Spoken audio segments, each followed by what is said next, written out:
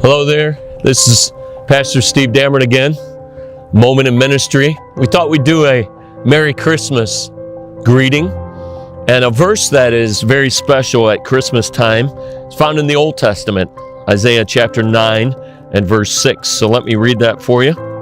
In Isaiah chapter 9 and verse 6, most of us have heard this verse, and we read it a lot at Christmas time. It says, "For unto us a child is born, unto us a son is given, and the government shall be upon his shoulder, and his name shall be called Wonderful, Counselor, the Mighty God, the Everlasting Father, the Prince of Peace."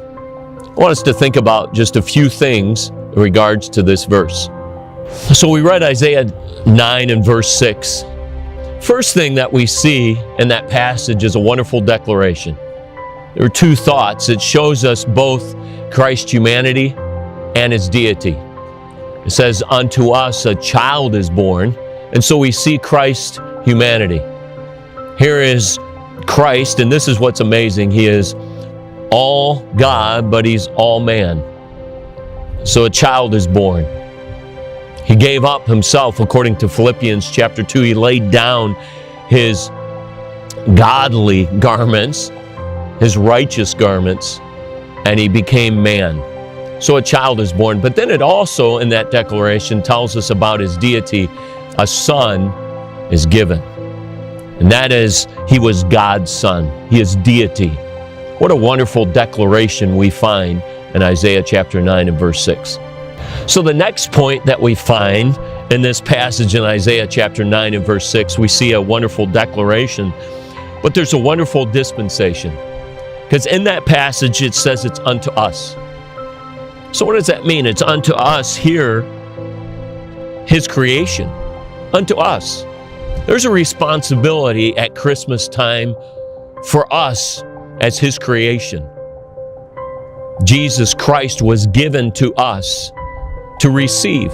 Now it's a free gift of salvation that he gave to all of us. God sent his son as a free gift.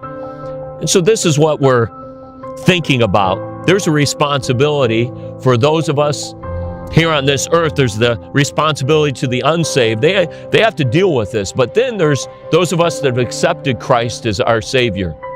You know, there's a responsibility to share about this Christ. Right in my pocket here, I have a Christmas tract. And I would just challenge you, have you been using these Christmas tracts, Christmas season, to share the truth of this wonderful declaration that Christ was given unto us? So here in this passage in Isaiah chapter 9 and verse 6, we saw a wonderful declaration. Unto us a child is born, unto us a son is given, and we saw his humanity and his deity. Then we saw a wonderful dispensation. It's unto us. As saved and unsaved, there's a responsibility of this Christ child that has been given to us. But then we see his wonderful dignitary. And what is that? There's a list of words, names of this Jesus. Wonderful. Right? He's a wonderful Savior. He's Counselor. And that's many times you find both of those words put together. He's a wonderful Counselor, but both of them are kind of separate. But then he's a mighty God. And that again shows his deity. He's an everlasting Father. That's not in confusion with God the Father. The idea of Father is he's a foundational, he's the author. He is primary in this job, the everlasting Father, and then he's the Prince of Peace. My prayer is that at Christmas time, as Christians, we can understand how important Jesus coming down to this earth is. But then also, as Christians, we'd be able to share that with other folks. What a wonderful time Christmas is. Let me wrap this up with a poem that M.R. DeHaan, the founder of Radio Bible Hour, wrote, entitled, "Can This Be Christmas?" What's all this hectic rush and worry? Where go these crowds who run and scurry? Why all the lights, the Christmas trees, The jolly fat man, tell me please. Why, don't you know this is the day for parties and for fun and play? Why, this is Christmas.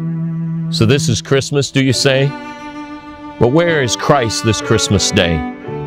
Has he been lost among the throng, his voice drowned out by empty song? No, he's not here. You'll find him where? So humble soul now kneels in prayer. Who knows the Christ of Christmas? But see the many aimless thousands who gather on this Christmas day, whose hearts have never yet been opened or said to him, come in to stay. In countless homes the candles burning, in countless hearts expectant yearning for gifts and presents, food and fun, and laughter till the day is done, but not a tear of grief or sorrow. For him so poor he had to borrow a crib, a colt, a boat, a bed. Where could he lay his weary head?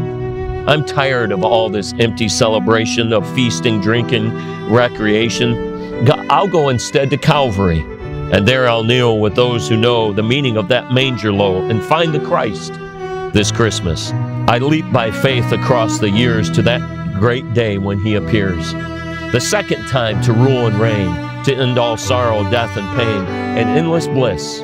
We then shall dwell with him who saved our souls from hell, and worship Christ, not Christmas. Merry Christmas from Fairhaven Baptist Church, Fairhaven Baptist College.